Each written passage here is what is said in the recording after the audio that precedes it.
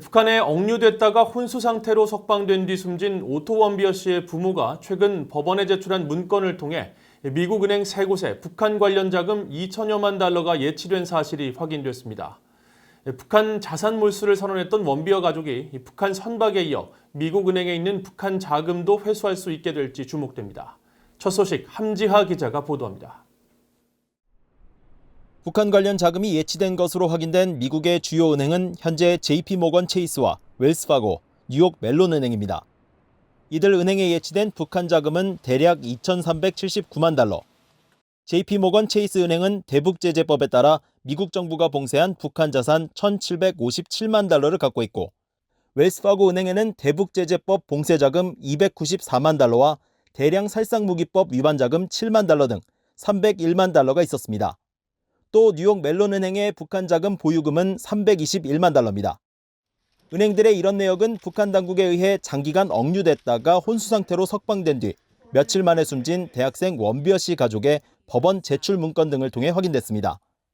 어머니 신디 원비어 씨는 지난 8일 연방법원에 제출한 문건을 통해 은행들이 보유한 북한 자산을 명시하면서 법원에 은행들의 관련 정보 공개 행위 보호를 요청했습니다.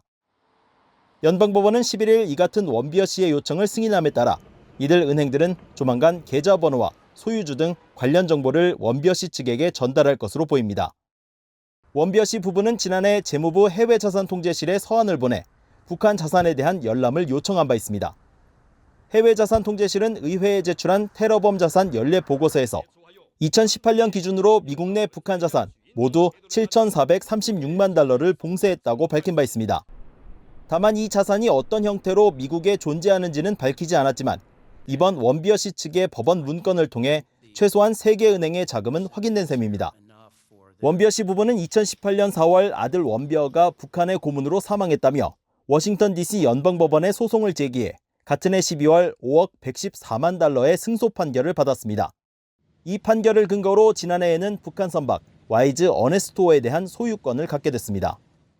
My message is to North Korea, like it always is. People matter. Otto matters. We're never going to let you forget our son. 원비어 가족들은 북한 자산 압류와 의회 로비 활동 등 여러 수단을 통해 북한 정권을 압박하겠다고 밝혀왔습니다.